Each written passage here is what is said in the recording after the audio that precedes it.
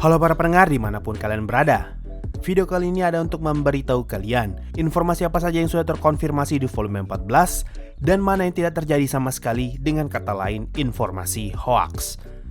Semua poin-poin dalam video ini saya ambil dari beberapa video saya sebelumnya yang membahas tentang potensial spoiler dan breakdown sinopsis serta cover art volume 14. Sehingga kalian yang sudah mengikuti channel ini sejak lama bisa mengetahui mana informasi yang menjadi kenyataan dan mana yang salah.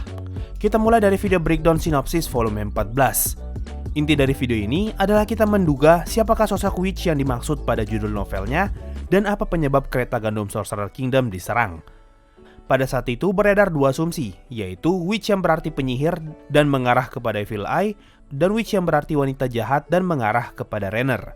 Lalu seperti yang kita semua sudah tahu, witch yang dimaksud dalam volume 14 adalah Renner karena dialah orang yang bertanggung jawab dalam mengatur rencana untuk membuat THC Kingdom tunduk kepada Sorcerer King. Dia juga menjadi sosok yang berkhianat dan menukarkan kemanusiaannya demi bisa hidup abadi sebagai iblis bersama dengan Climb. Lalu untuk perkara penyerangan kereta Sorcerer Kingdom, awalnya muncul asumsi kalau semua itu adalah rencana Sorcerer King untuk memicu perang dan menjadikan itu sebagai alasan untuk bisa menjajah Restize. Namun kenyataannya, itu semua adalah murni rencana dari Philip dan sama sekali tidak ada campur tangan Ainz. Bahkan semua orang tidak ada yang menyangka akan ada orang bodoh yang melakukan hal ini. Ini bisa kita lihat dari Albedo yang sangat marah kepada Hilma karena tidak bisa mengontrol Philip, dan Renner yang sempat khawatir karena rencananya berubah menjadi pembantaian satu kerajaan. Keputusan Ainz untuk melakukan perang pun bukan karena keinginannya, namun untuk menyesuaikan dengan keadaan, di mana pada saat itu Floor Guardian mengira kalau semua ini adalah rencana dari Ainz. Sekarang kita pindah ke video breakdown cover art part 1 dan part 2. Inti dari kedua video itu adalah menebak alasan kenapa Ainz tidak membawa world class item di perutnya, lalu alasan kenapa Platinum Dragon Lord bisa bertarung dengan Ainz, dan makhluk undead yang berada di belakang Ainz. Kita mulai dari makhluk yang ada di belakang Ainz dulu. Itu adalah summoned monster level 80 bernama Doomlord. Jadi semua kabar tentang mayat King Ramposa lah, Crypt Lord lah, Dead Emperor lah, itu semua keliru.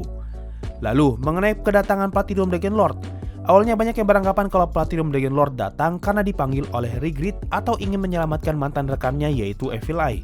Makanya sempat beredar kabar kalau Evil Eye bakalan mati. Tapi kenyataannya Platinum Dragon Lord datang karena dimintai tolong oleh Azut yang sejak awal cerita sudah pergi ke Argulan City Council dalam sebuah misi rahasia untuk membentuk kerjasama dengan Platinum Dragon Lord. Platinum Dragon Lord juga merasa kalau keberadaan Sorcerer King sudah terlalu kelewatan, sehingga dia merasa perlu untuk turun tangan dan menghadapi Sorcerer King sebagai makhluk yang bertugas untuk mengawasi dunia. Lalu untuk perkara world class item di perut Ainz, awalnya muncul beberapa asumsi, mulai dari ada sesuatu yang terjadi kepada world class item itu, hingga asumsi kalau itu adalah Pandora aktor yang menyamar dan sengaja tidak diberi world class item agar terlihat lemah. Dan ternyata asumsi kedua benar. Yang bertarung melawan Platinum Dragon Lord pada saat itu adalah Pandora aktor yang menyamar sebagai Ainz, semata-mata hanya untuk mengetes kekuatan musuh, mencari informasi sebanyak-banyaknya tentang Platinum Dragon Lord, dan berpura-pura lemah agar musuh meremehkan kekuatan Sorcerer King. Sekarang kita pindah ke video potensial spoiler volume 14. Pertama yang akan saya bahas adalah informasi salah yang sempat beredar. 1. Sama sekali tidak diceritakan kalau Dragon Queen gagal mengendalikan Wild Magic-nya. Awalnya sempat beredar informasi kalau Dradilon Auriculus atau Black Scale Dragon Lord yang saat ini menjadi Dragon Queen gagal mengendalikan Wild Magic-nya dan menyebabkan 3 juta penduduk Draconic Kingdom mati. Lalu dia memutuskan untuk kabur dan menemukan sebuah terowongan bawah tanah di daratan Kadze yang ternyata mengarah ke Sorcerer Kingdom. Karena informasi ini, tersebarlah kabar kalau Dradilon akan menjadi bagian dari Sorcerer Kingdom dan Draconic Kingdom telah runtuh dengan sendirinya. Yang mana informasi ini sudah fix hoax. Kedua, saya pernah menyebutkan kalau Azut adalah karakter dengan kepribadian yang brengsek hanya berdasarkan ilustrasinya saja. Namun setelah saya baca, tipikal karakter Azut lebih seperti orang yang liar atau bebas. Dia adalah tipe orang yang ingin melakukan apa saja yang dia mau dan tidak peduli dengan penilaian orang lain. Ketiga, asal-usul Powered Suit atau armor Gundam milik Azut.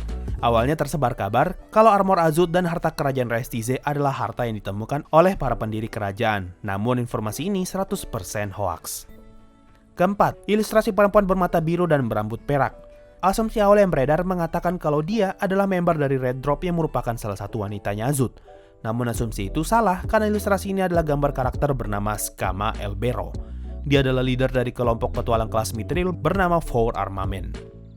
Kelima, kematian Brain. Di volume 14, Brain beneran mati, namun dia tidak mati membeku, melainkan mati setelah berduel dengan Cocytus. Nah, setelah pertarungan itulah baru Cocytus membekukan mayat Brain. Jadi, Brain bukan mati membeku, tapi dibekukan setelah mati. Dan informasi mengenai Mara yang memecahkan mayat Brain adalah hoax. Keenam, tersebar kabar kalau Evil Eye akan melakukan rematch dengan Entoma dan menyebabkan Evil Eye mati. Kenyataannya, Blue Rose sama sekali tidak mendapatkan kesempatan untuk bertarung dan memilih untuk kabur dari kerajaan. Info mengenai kedatangan Platinum Dragon Lord yang menyelamatkan Evil Eye pun hoax, karena kedatangan Platinum Dragon Lord melawan Ainz adalah untuk urusan yang berbeda. Ketujuh, kabar mengenai King Ramposa III yang menang melawan Albedo dalam perkara akal dan bisa membunuh Ainz dengan menggunakan Shin Beruan Bao Zakeruga. Info ini diambil dari postingan blog Maruyama setelah dia merilis volume 14 yang sering disebut sebagai author tough. Namun perkataan Maruyama ini sepertinya tidak benar karena sama sekali tidak terjadi perdebatan antara Albedo dan King Ramposa. Malahan lebih ke arah intimidasi satu sisi. Lalu topik tentang Shin Beruan Bao Zakeruga pun tidak pernah disinggung sama sekali. Perkiraan saya, mungkin informasi ini menjadi salah karena faktor translasi yang membuat arti aslinya berubah, atau mungkin ini hanyalah kata-kata kiasan saja untuk menggambarkan kenaifan King Ramposa III. Kedelapan, sempat muncul asumsi kalau volume 14 terjadi berdekatan dengan volume 13 ketika kabar kematian Ainz masih hangat. Makanya para bangsawan berani bertindak untuk memancing Sorcerer Kingdom karena saat ini raja mereka sudah tidak ada. Informasi ini tidak benar karena volume 14 tidak terjadi tepat setelah volume 13, namun beberapa minggu atau bulan setelah kejadian di Holy Kingdom.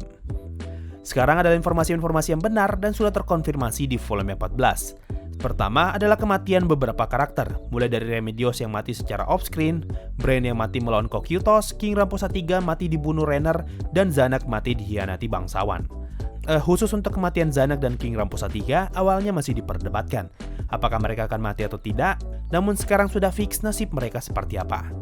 Kedua, Draconic Kingdom benar-benar menjadi bagian dari Sorcerer Kingdom. Informasi ini awalnya muncul duluan, lalu muncul info lain yang mengatakan kalau Blackscale Dragon Lord gagal mengendalikan Wild Magic-nya. Karena dua informasi ini saling berhubungan, makanya banyak yang menganggap kalau kedua info ini benar. Namun kenyataannya hanya informasi tentang Draconic Kingdom menjadi bagian dari Sorcerer Kingdom saja yang terkonfirmasi. Informasi ini muncul ketika Zanak menerima surat pernyataan perang dari Sorcerer Kingdom. Lalu terdapat beberapa bukti dari kerajaan lain yang membenarkan surat itu dan mendukung pernyataan perang tersebut. Mulai dari Baharut Empire, Holy Kingdom, Dwarf Kingdom, dan ada dari Draconic Kingdom. Karena nama Draconic Kingdom ada di sini, maka muncul asumsi kalau Draconic Kingdom sekarang sudah tunduk kepada Sorcerer Kingdom. Ketiga, muncul kabar kalau Blue Rose kabur dari kerajaan dan pergi menuju ke Demon Nation. Awalnya banyak yang beranggapan kalau Demon Nation adalah Sorcerer Kingdom, dan sudah dikonfirmasi kalau Blue Rose kabur ke arah tenggara, yaitu menuju ke negeri yang telah ditinggalkan. Kemungkinan terbesar, negara yang dimaksud adalah Inferia, negara asal Evil Eye yang muncul di Overlord bonus volume, lalu kata Demon Nation kemungkinan merujuk kepada negara Inferia yang memang dipenuhi undead. Keempat, Ijania menjadi bagian dari Sorcerer Kingdom. Di volume 14 sudah dikonfirmasi kalau kelompok assassin bernama Ijania sekarang menjadi bawahan Sorcerer Kingdom. Ini berdasarkan informasi dari Ainz bahwa dia meminta Tira dan Hanzo untuk melatih beberapa manusia yang nantinya akan digunakan dalam misi espionase. Tira sendiri adalah saudari dari Tina dan Tia yang adalah kembar tiga. Kalau Tina dan Tia keluar dari Ijania, Tira memilih tetap tinggal di sana dan sekarang menjadi leader dari Ijania. Kelima, Brain mampu menggunakan skill berlevel 40. Seperti yang kita tahu, di saat Brain berduel dengan Cocytus, Brain bersiap untuk menggunakan skill terkuatnya yang bernama True Nail Clipper. Dan skill itu dinilai oleh Cocytus setara dengan serangan level 40. Oke, itu tadi adalah semua informasi yang sudah terkonfirmasi di volume 14 dan beberapa informasi yang hoax. Sebenarnya masih ada beberapa informasi tambahan lain seperti karakter Neya yang sekarang mendapatkan julukan The Faceless Pop, lalu Nigredo dan Pestonya yang telah dikonfirmasi sebagai area Guardian, dan Pandora aktor yang ternyata tidak bisa meniru item dan kosmetik. Tapi semua informasi itu bakal saya bahas di video tentang apa yang terjadi di volume 14. Video itu bakal ngebahas tentang garis besar kejadian di volume 14 dan beberapa informasi baru lainnya. Gak kerasa loh, sudah 7 bulan berlalu semenjak saya membahas tentang breakdown sinopsis volume 14. Pada saat itu, channel ini hanya mempunyai 4.000-an subscriber, dan pada saat video ini rilis, sekarang channel Megane Sensei sudah mencapai 28.000 subscriber. Terima kasih kalian semua yang sudah mengikuti channel ini sejak dulu dan bersedia berdiskusi dan berkomentar di setiap pembahasan. Sangat menyenangkan untuk membuat video breakdown, apalagi ketika tahu kalau ternyata beberapa asumsi yang kita perkirakan menjadi kenyataan. Meskipun banyak yang salah, tapi kesenangan dalam menganalisis cerita adalah sebuah perasaan yang memuaskan.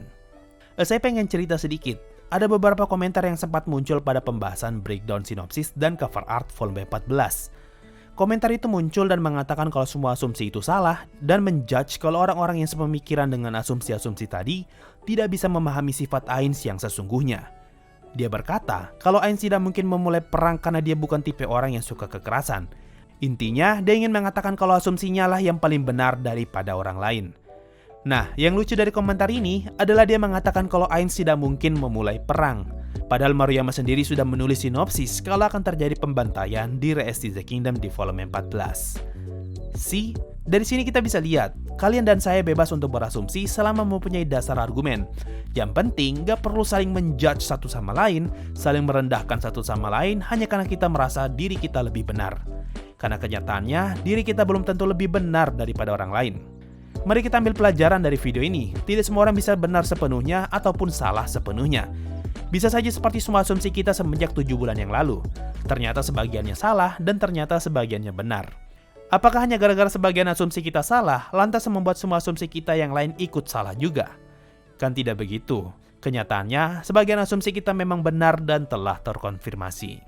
So, mungkin saja untuk pembahasan kali ini. Sekali lagi terima kasih untuk kalian yang sudah mengikuti channel ini semenjak breakdown sinopsis volume 14 hingga sekarang. Terima kasih juga untuk kalian yang sudah mengikuti topik ini di tengah perjalanan. Semoga kita masih bisa ngebahas bersama ketika volume 15 nanti rilis. Sampai jumpa di video breakdown volume 15 nanti, dan bye-bye. Yo, waktunya Saweria. Pertama ada dari AOWII. Like novel versi Inggris masih 12 volume. Berarti lu bisa bahasa Jepang, Bang. Belajar di mana? Buat yang pengen beli novel fisiknya, novel Overlord versi Inggris tahun ini baru rilis volume 12, sedangkan volume 13 dan 14 masih bahasa Jepang. Apakah saya bisa bahasa Jepang? Sayang sekali tidak. Saya nggak bisa bahasa Jepang, bro. Lalu kok saya bisa baca volume 13 dan 14? Meskipun memalukan, namun harus saya akui kalau saya masih sama seperti kebanyakan orang lainnya. Yang, ya begitulah. Ada dari tabungan pendidikan. Abis maraton Made in Abyss, rasanya garuk banget dari dalam. Saya nggak tahu ya, garuk itu bahasa apa. Lalu masih dari tabungan pendidikan. Sensei, peluit putih yang dibawa Riko di lapisan keempat itu punya siapa? Bukannya punya ibunya diambil Ozen. Peluit putih yang Riko pegang masih sama seperti di awal, itu adalah peluit ibunya. Pada saat itu Ozen bilang, selama Riko di lapisan kedua, peluit putih Liza bakalan dia yang simpan. Nanti setelah Riko layak untuk turun ke lapisan ketiga, baru dikembalikan. Lanjut ada dari seseorang yang tidak menuliskan namanya. Makasih bro, siapapun dirimu, semoga ikhlas. Ada dari Syahrul Hidayat. Thank you bang udah bahas Made in Abyss. Sama-sama, tunggu saya pembahasan berikutnya seperti profil para peluit putih, hubungan super tragis Mithi Nanachi, dan beberapa teori keren yang muncul seputaran Made in Abyss. Semoga banyak yang nonton lah. Dan terakhir dari titik. Buat lu makan bang. Thank you bro. So itu tadi dari para penyawer. Thanks semua yang sudah donasi. Kalau kalian mau ikutan donasi bisa lewat Saweria, link ada di deskripsi. Sekali lagi terima kasih dan bye.